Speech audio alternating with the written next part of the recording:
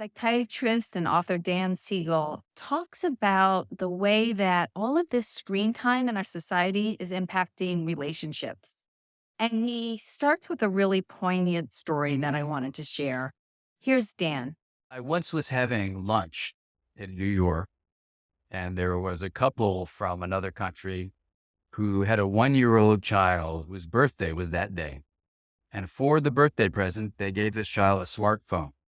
And then as I was watching this birthday celebration of a 1 year, each of the three people, mother, father, and the 1-year-old, was on their own device. And for the majority of the rest of that little gathering they had, they were both, including the 1-year-old, poking at the screen and not interacting with one another. It was one of the saddest lunches I've ever had.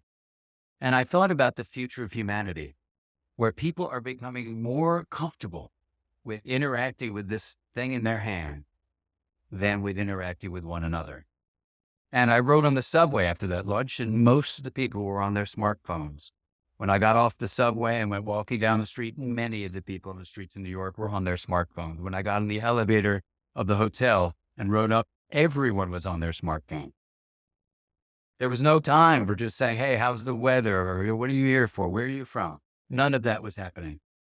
And think about a world where the brain, which is responding to experience by changing its structural connection, is now being trained literally for a 1-year-old, a 2-year-old, a 3-year-old, enough to start interacting primarily with a screen. So the reason the American Academy of Pediatrics says no screens before 2 is that kids get used to that. Kids get really frustrated with a regular television where you can't interact with the screen. They're seeing what's going on, and they're able, like this 1-year-old, to actually engage with the screen.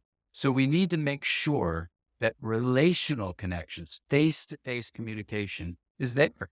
Studies even out of Seattle have shown that though we can give all sorts of stimuli to learn other languages, we actually learn best in relationship, not learning through the screen.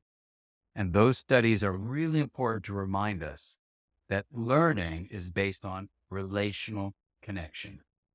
We are a social creature.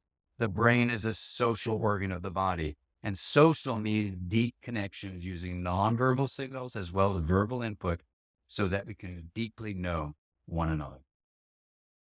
Thank you for watching this video. We publish new videos every week, so if you enjoy this sort of content, please like and subscribe to the channel.